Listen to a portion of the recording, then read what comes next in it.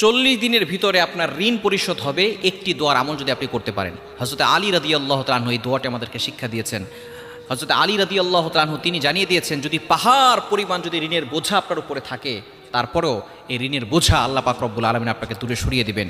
কষ্ট দুশ্চিন্তা থেকে আল্লাহ তাআলা আপনাকে হেফাজত করবেন যদি একটি আমল আপনি করতে পারেন, একটি দোয়ার আমল। নবীজি সাল্লাল্লাহু আলাইহি ওয়াসাল্লাম এই দোয়াটি আমাদেরকে শিক্ষা দিয়েছেন। অনেকেই আছেন কঠিন পেরেশানিতে আছেন, দুশ্চিন্তায়, ঋণের বোঝা মাথার ভিতরে, দুশ্চিন্তায় পড়ে আছেন, কি করবেন কোনো কুল কিনারা খুঁজে পাচ্ছেন না। এরকম হয় কি হয় না? বিভিন্ন জায়গা থেকে, ব্যাংক থেকে লোন নিয়েছেন, বিশেষ করে বিভিন্ন এনজিও আছে, তারা আমাদের বাংলাদেশের ভিতরে এমনভাবে লোন দিয়ে মানুষকে দুশ্চিন্তার ভিতরে ফেলে দিচ্ছে, প্রত্যেক মাসে মাসে টাকার হার বাড়তেছে, তাদেরকে সুদ দিতে হচ্ছে, তাদেরকে লোন দিতে হচ্ছে, এমনভাবে মানুষ ফকির হয়ে যাচ্ছে।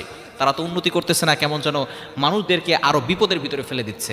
এজন্য এই লোন কখনো নেবেন না, একেবারে কঠিন বিপদে না পড়লে এই ধরনের কাজ কখনো করবেন না।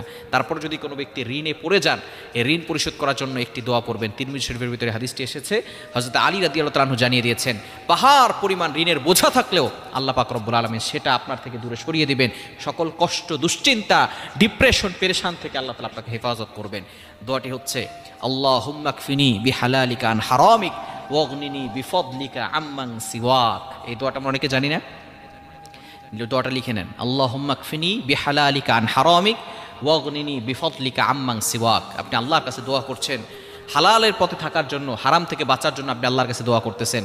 এই দোয়াটা করলে শুধু যে আল্লাহ তাআলা আপনার পেরেশানি দূর করে দিবেন, ঋণ পরিশোধ করে দিবেন, বিষয়টা এমন নয়। আল্লাহ পাক রব্বুল আলামিন এই দোয়াটার বদৌলতে আল্লাহ তাআলা আপনাকে সম্পদেরও ব্যবস্থা করে দিবেন। আল্লাহুম্মা কফিনি বিহালালিকা আন হারামিক ওয়াগনিনি বিফদলিকা আম্মান সিওয়াক। আল্লাহ পাক রব্বুল আলামিন আপনার সকল ঋণ পরিশোধ করে দিবেন। আল্লাহ তাআলা যদি কাউকে বিপদ থেকে উদ্ধার করতে চান, সে কি কখনো দুনিয়ার কোনো শক্তি তাকে বিপদে ফেলতে পারবেন? কি বলেন? ইব্রাহিম আলাইহিসসালাতু ওয়াসসালামকে নমরুদ আগুনে নিক্ষেপ করতে চেয়েছিল, সশস্ত্র বাহিনী রয়েছে, হাজার হাজার নয় লক্ষ লক্ষ সৈন্য রয়েছে, ইব্রাহিম আলাইহিস সালামকে আগুনে নিক্ষেপ করেছে। ইব্রাহিম আলাইহিসসালাতু ওয়াসসালামকে সে আগুন থেকে হেফাজত করেছেন কে? আল্লাহ পাক রব্বুল আলামিন সরাসরি ডিরেক্ট একেবারে আগুনকে অর্ডার করেছেন, আর কাউকে না, ডাইরেক্ট আগুনকে অর্ডার করেছেন। কুলনা ইয়া নারু কুনি বারদাও ওয়া সালামান আলা ইব্রাহিম। আগুন, হে আগুন, তুমি আমার ইব্রাহিমের জন্য এমনভাবে শীতলময় ঠান্ডা হয়ে যাও যাতে করে বেশি ঠান্ডাও না লাগে আবার গরমও না লাগে। এই আগুন 40 দিন পর্যন্ত ইব্রাহিম আলাইহিস সালাম আগুনের ভিতরে ছিল, একটা পশমও আগুন জ্বালাতে পারে নাই। সুতরাং আল্লাহ তাআলা যদি কাউকে বিপদ থেকে উদ্ধার করতে চান, তাহলে দুনিয়ার কোনো শক্তি তাকে বিপদে ফেলতে পারে না। আর আল্লাহ যদি কাউকে বিপদে ফেলতে চান, দুনিয়ার সকল মানুষ মিলেও তাকে বিপদ থেকে উদ্ধার করতে পারে না। এজন্য দোয়া করবেন আল্লাহর কাছে, চাইবেন আল্লাহর কাছে। তাহাজ্জুদের নামাজের সময় দোয়াটা পড়বেন।